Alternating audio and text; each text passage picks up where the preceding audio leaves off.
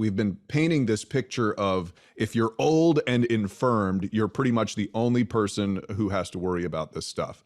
But so were pregnant women affected, like, say, a year ago when things were heating up, or did it change with the variant?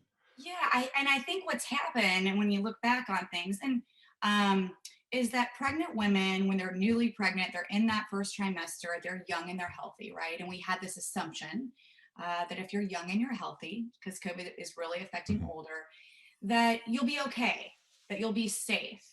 Um, and I think pregnant women didn't want to, their decision was, well, even if there's a little bit of controversy surrounding the vaccine, I will choose to, because I think I'll be okay, I'm young and healthy.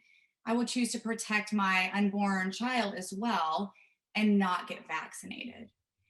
And here we are, right? Almost 9 months later, right? After everybody could Mhm. start getting vaccinated in this third trimester whirlwind of, oh goodness, now we're in third trimester where we see all the lung issues, we see the immunocompromised issues. And now these patients are those that are in third trimester getting very sick because they chose not to get vaccinated. And quite honestly, I think I understand that decision initially. I think putting any mother in a position that says, you could, we don't know the long term studies of this, you could potentially maybe hurt your baby.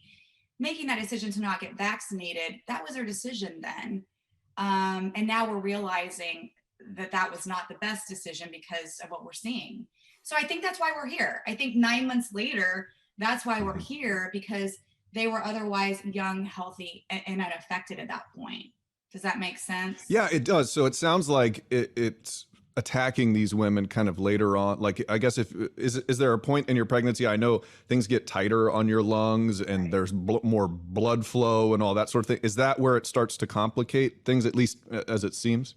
Yeah, and it's mainly that third trimester, so 28 weeks and beyond, where the uterus is pushing up down that lungs. And if you can imagine something really tight and trying to take a deep breath in and to clear that oxygen, that's really hard to do when you're in your third trimester without COVID. I mean, Mhm. respiratory complaints are always prevalent, and needless to say, in the setting of an infectious disease like this.